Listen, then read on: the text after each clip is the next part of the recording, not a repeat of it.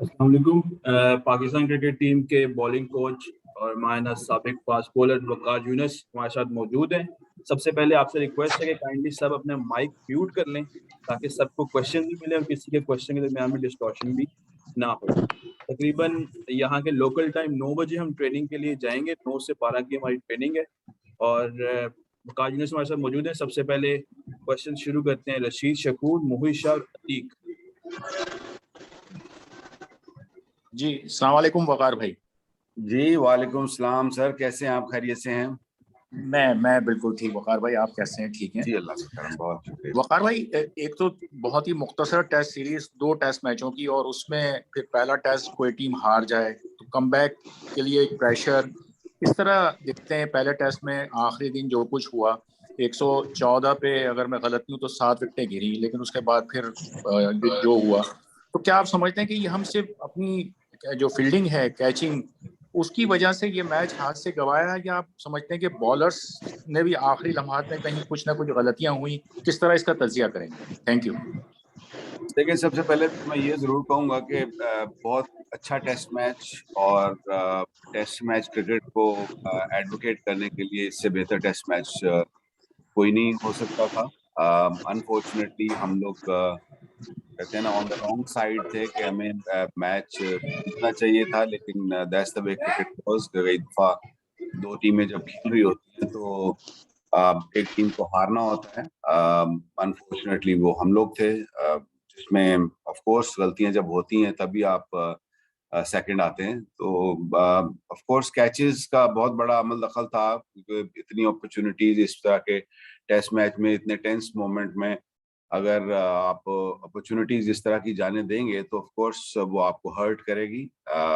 You know 2-3 catches गिरे, 2 opportunities आई, और I think overall अगर मैं बॉलिंग का तज्जिया करूं तो मैं ये जरूर कहूंगा कि जिस तरीके से बॉलिंग ने सारे बॉलर्स ने throughout the test match जान मारी और पूरी अपनी कोशिश की एंड तक। हालांकि छोटा टारगेट था, लेकिन जिस तरीके से वो दे रिस्पॉन्डेड, विकेट्स गिरी, विकेट लेते रहे, I think hats off to them. और आई फील वेरी प्राउड इस बॉलिंग यूनिट से, जिस तरीके से इन्होंने इस टेस्ट मैच को लड़ा। Thank you.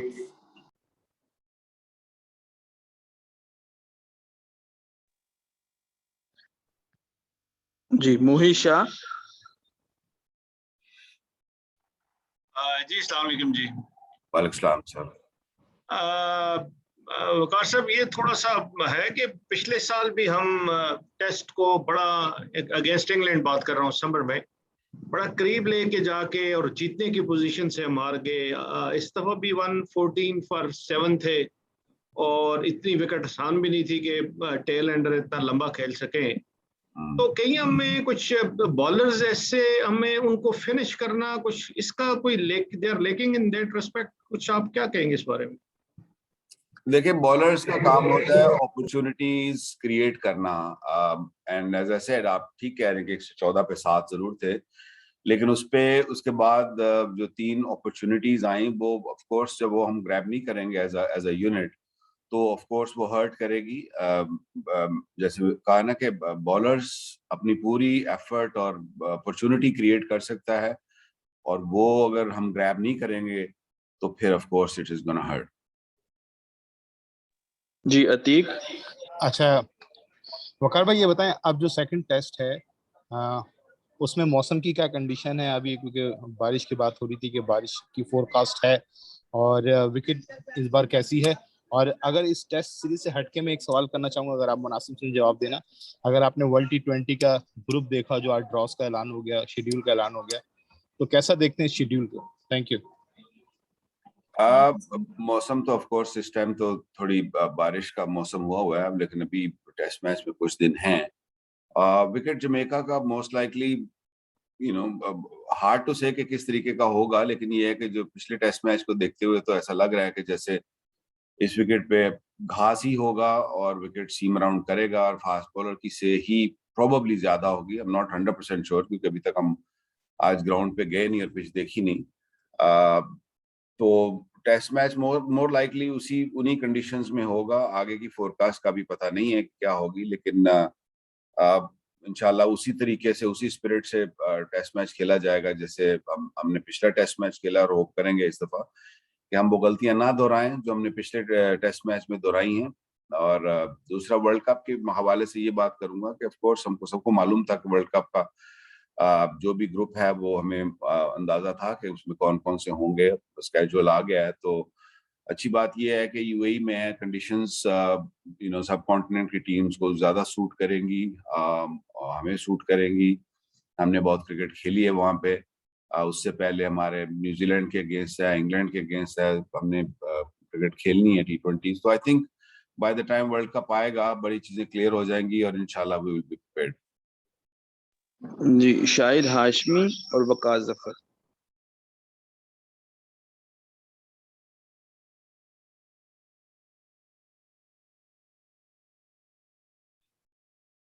शाहिद भाई आपका माइक म्यूट है।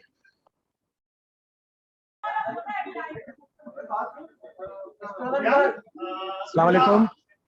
जी वालेकुम सलाम। वकार, इतनी मुश्किल थी है जमैका की पिच के दोनों टीमें बड़ा स्कोर नहीं कर सकी और बड़ी बॉलर ओरिएंटेड थी ये पिच। डेफिनेटली उसमें बहुत सारी सपोर्ट थी, स्पेशली फास्ट बॉलर्स को। बॉल सीम हो रहा था, ओवरकास्ट कंडीशंस भी थी एट टाइम्स, और it was not easy. Batting के लिए आसान नहीं थी पिच। बॉलर्स का इसमें ज्यादा से था, इसीलिए आपने देखा कि लो स्कोरिंग टेस्ट मैच हुआ।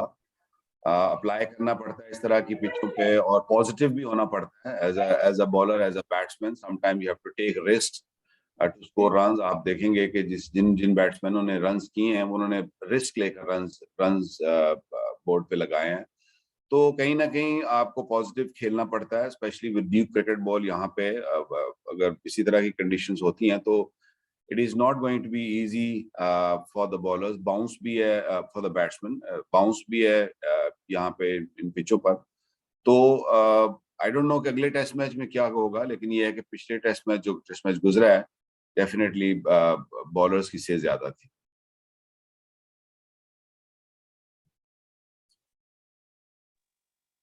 जी अस्सलाम वालेकुम। वालेकुम सलाम। अच्छा, आपको लगता है कि टुवर्ड्स द एंड जो फील्ड सेटिंग्स थी वो इस तरह से थी कि फील्ड थोड़ी सी ज़्यादा आप लोगों ने खोली हुई थी, तो आपको लगता है कि थोड़ा सा मतलब और प्रेशर क्रिएट करके आप लोग और उसमें अपॉर्चुनिटीज निकाल सकते थे, खास तौर पे जब रोज खेल रहा था? Thank you. देखिए, आपने खुद ही कहा है कि अपॉर्चुनिटी निकाल से, अपॉर्चुनिटीज तो निकली, हमने ग्रैब नहीं की, ये आप कह सकते हैं। मेरा नहीं ख्याल कि कुछ ऐसा कप्तान ने कुछ ऐसा किया हो। आई think he was he captained really well throughout the test match. आसान नहीं होता for a young captain for such kind of test matches में, मुश्किल होती है। I think he did a wonderful job, but unfortunately couldn't really finish the game. Last 4 question जी। अरसलान, अब्बास, उस्मान और बदी। अस्सलाम वालेकुम वकार भाई, मेरा सवाल ये है कि स्पिनर्स जो हैं उस तरह से पाकिस्तान के लिए इफेक्टिव कुछ अर्से से साबित नहीं हो पा रहे, और खासकर मोहम्मद अब्बास की भी बात करें तो मोहम्मद अब्बास भी जो है वो नई बॉल के साथ तो टफ टाइम देते हैं शुरू में, लेकिन बाद में पूरे टेस्ट मैच में जो है वो स्ट्रगल करते नजर आते हैं। तो मोहम्मद अब्बास के फ्यूचर को किस तरह से देख रहे हैं? क्या आप समझते हैं कि उसकी जगह अब हम किसी नए जो है वो लड़के को जो बेंच में मौजूद है उनको ट्राई कर सकते हैं? और दूसरा, स्पिनर्स के साथ स्पिन कोच का इस वक्त होना जो है वो कितना इंपॉर्टेंट है, क्योंकि पाकिस्तान की टीम पिछले कुछ अरसे से लगातार जो है स्पिन डिपार्टमेंट में स्ट्रगल करती नजर आ रही है, कोई भी फॉर्मेट हो, खासकर टेस्ट भी हो बेशक।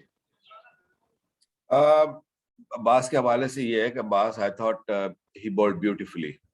यू नो, सम डेज ऐसे होते हैं क्रिकेट में, स्पेशली टेस्ट मैच क्रिकेट में, कि आपकी लक आपके साथ नहीं होती है। आई थॉट जिस तरीके से अब्बास ने बॉलिंग की, he should have taken lot more wickets. Unfortunately, you know, bat beat हो रहा था, edges नहीं लगे। That's part of the game. I have got no doubt कि Abbas is a wonderful professional. जिस तरीके से वो effort करता है, उसने बड़ी बड़ी खूबसूरत बॉलिंग की, लेकिन unfortunately उतनी विकेट्स नहीं ले सका जितनी हम सब एक्सपेक्ट कर रहे थे, but that is fine with me. Spinners का जहां तक ताल्लुक है तो आई थॉट कि spinners did a great job in the last year और सो। नोमान जब आए हैं या Yasir Shah, I think he is been bowling really well. Sometime इस तरह की पिच होती है जहाँ पे इतनी सपोर्ट नहीं होती है, स्पिनर को नहीं मिलती है। दोनों साइड से स्पिनर्स ने तो इतना कोई बॉलिंग ज्यादा की भी नहीं और विकेट्स भी नहीं मिले। तो लेट्स होप कि आइंदा आने वाली पिचों में या आइंदा आने वाले फ्यूचर में अगर पिचेस सपोर्टिव होंगी तो Yasir Shah, Noman, I think they are doing a great job as a spinners. जी अब्बास। अस्सलाम वालेकुम। वालेकुम सलाम। वकार भाई, मेरा सवाल ये था कि नोमान की पिछले टेस्ट में बहुत अच्छी परफॉर्मेंस थी, 50 भी की उन्होंने, 5 विकेटें भी ली। क्या एक दुरुस्त फैसला था कि इन फॉर्म एक प्लेयर है और बैटिंग में भी कुछ कंट्रीब्यूट ज्यादा बेहतर कर सकता था, उसको ड्रॉप करना? थोड़ा दोबारा सवाल कीजिए, किसके बारे में आपने सवाल किया? आवाज आपकी थोड़ी सी। हाँ जी, मैं ये कह रहा था कि नोमान की परफॉर्मेंस बहुत अच्छी थी, उन्होंने 50 भी की है और पिछले मैच में, और उसके साथ उन्होंने 5 विकेटें भी ली। लेकिन हमने एक इनफॉर्म प्लेयर को ड्रॉप कर दिया और जो टेस्टेड नहीं थे यासर, उनको हमने आजमाने का फैसला किया है। नहीं, यासिर शाह का ट्रैक रिकॉर्ड तो देखें against West Indies. Overall I think he played 40 और test matches, he picked up 250 विकेटें, इतना एक्सपीरियंस है। और of course against West Indies उसकी जो पास्ट परफॉर्मेंसेस है या उसका जो ट्रैक रिकॉर्ड है वो बहुत अच्छा है। ये मैंने कहा, Noman is a wonderful cricketer without a doubt, लेकिन इतनी सपोर्ट नहीं थी पिच में कि जहाँ पे प्रोबेबली स्पिनर को, फिंगर स्पिनर को खिलाया जाता। लेकिन डोंट फॉरगेट कि Yasir Shah is also a match winner. He has won Pakistan so many games in the past that we cannot really ignore him. जी उस्मान एंड बदी। अच्छा वकार भाई, मेरा आपसे क्वेश्चन ये था कि आप पर आपके कोचिंग के ऊपर काफ़ी तनकीद होती रही है पिछली कुछ सीरीज के अंदर, जब पाकिस्तानी बॉलर्स ने अच्छा परफॉर्म नहीं किया। आज ये जो टेस्ट मैच हुआ जो पाकिस्तान बदकिस्मती से हार गया, क्या कहना चाहेंगे इसके अंदर कि आपकी जो कोचिंग है वो पे ऑफ कर रही है, लड़के जो हैं डिलीवर करना शुरू हो गए हैं, क्या कहना चाहेंगे इस बारे में? और सेकंड से छोटा सा ये बता दें, इंडिया पाकिस्तान एनकाउंटर पे आप क्या कहना चाहेंगे जो 24 अक्टूबर को होने जा रहा है? देखिए, क्रिटिक्स तो होते हैं ऑफ कोर्स, जब अच्छा नहीं होता तो क्रिटिक्स आएंगे and I always welcome them. और मैं हमेशा कहता हूं कि जब आप क्रिटिक्स को सुनते हैं तो आप उसको, उन चीजों को बेहतर करने की कोशिश करते हैं, एज लॉन्ग एज जो क्रिटिक्स हैं वो सेंसिबल हों और पर्सनल ना हों। बाकी ये है कि डिसीजन जो है मेरी कोचिंग का या वो पीसीबी का है, और वो they are watching it closely कि if I am doing the right job और if I am not doing the right job, तो they are the decision makers. अपनी मैं कोशिश जो अवेलेबल है उसमें we are trying our best और पूरी कोशिश की जा रही है। और दूसरा, इंडिया पाकिस्तान का of course always a thriller, always something to look forward, और वी आर ऑल एक्साइटेड कि ऑफ कोर्स बिग मैच है और इंशाल्लाह we will try our best to win that.